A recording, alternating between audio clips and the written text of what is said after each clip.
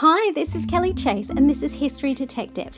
And today I want to talk to you about the Sepoy Rebellion and a woman who played a key role, Lakshmi Bai, Rani of Jhansi. Do a Google image search of Lakshmi Bai and you will find a fierce Indian woman dressed in a man's uniform with her son strapped to her back, holding a sword and leading a charge against British soldiers. This was Lakshmi Bai, Queen of Jhansi. To understand how these events came about, we have to go back to the very first globalised company. Before Google, before Coca-Cola, there was the British East India Company. This company started as a group of merchants joining together to create a trading monopoly in the East Indies. They eventually expanded their trade to many countries, including China and India.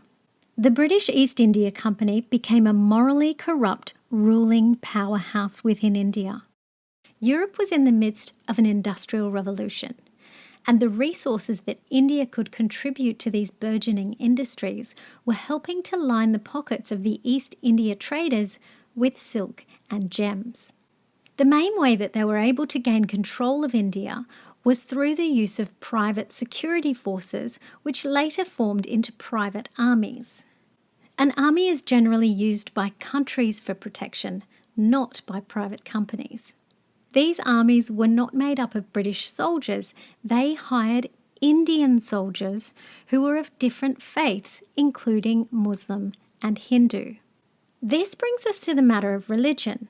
The British East India Company brought their Christianity with them, and missionaries attempted to convert and civilize the Hindu and Muslim soldiers and the wider population. Another policy that the British introduced was called the Doctrine of Lapse. A doctrine is just an official government policy, and the British East India Company thought that they were the government. Basically, if an Indian ruler died and did not have a male heir, then the British could swoop in and annex or take possession of the entire state. And this is where Rani of Jhansi comes in. But before we meet her, let's do a brief introduction on what is known as the Sepoy Rebellion, or the First Indian War of Independence. The trigger that is said to have sparked the rebellion is the introduction by the British East India Company Army of a new Enfield rifle that required a special cartridge, which is the bullet packaging. In order to load the cartridges into the guns, the soldiers were required to bite the top off the paper cartridges. The problem developed when rumours started to spread that the cartridges were greased with the fat of pigs and cows. In a predominantly Hindu and Muslim culture where cows are sacred and pigs are forbidden to be eaten, this was a big problem. The biting the bullet was seen as an affront to the religious beliefs of the soldiers.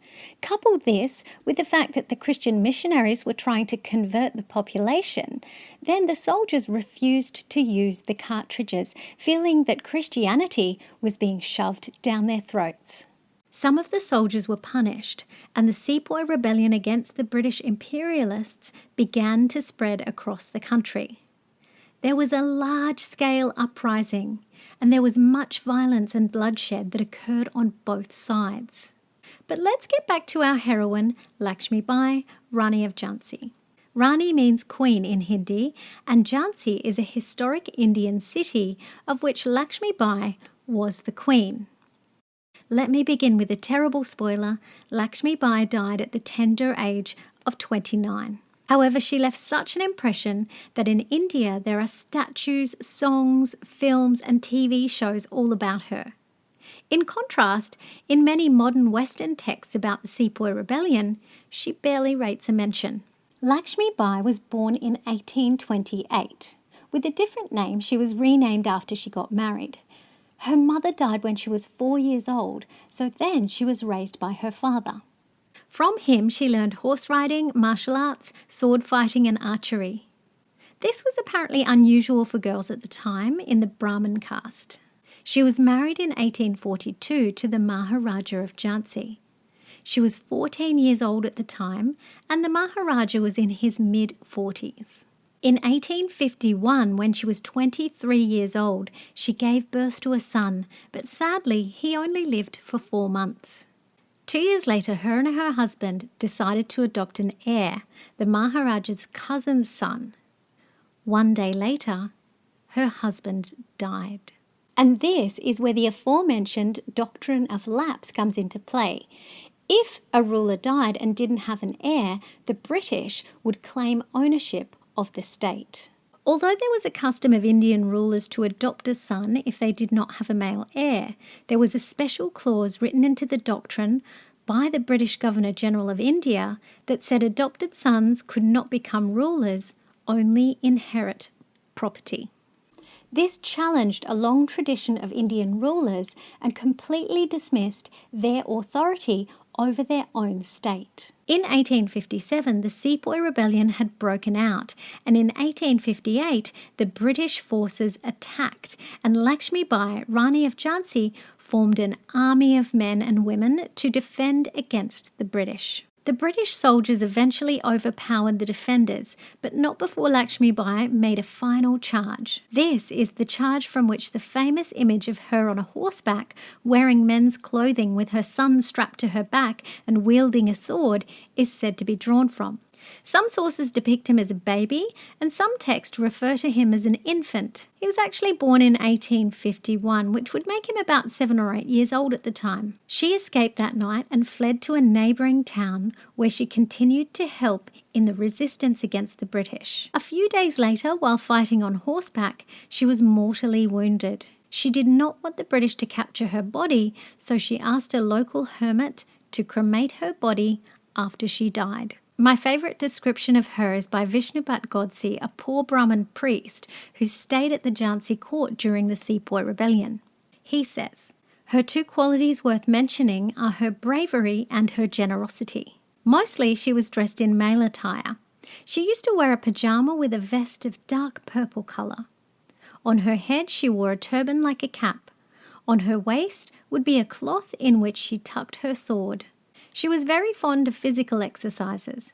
At the break of dawn, she would get up and exercise on a malakam pole for 45 minutes. After that, she would take a round or two on her elephant." In the text, The Rani of Jhansi, Gender, History and Fable in India, the author Harleen Singh mentions 4 early British novels that depict Lakshmi Bai as a shameless Jezebel and a temptress who sexually coerced the British colonials. Interesting how this early British perspective on her is vastly different to how she is represented today. In India, she is remembered as a symbol of resistance against the British, a warrior and a fighter, and a woman who stood up to the oppressors and fought to save her people. Don't forget to hit subscribe, and if you would like to hear an original song on this topic, there is a link up there to the song that I wrote called Bite the Bullet, and down below in the description you'll find a link to my website where you'll find access to the reference list and links to teaching resources. This is Kelly Chase, on the case. I would like to acknowledge the traditional owners of the land on which this video is being recorded today. I pay my respects to the elders and knowledge holders, past, present, and emerging.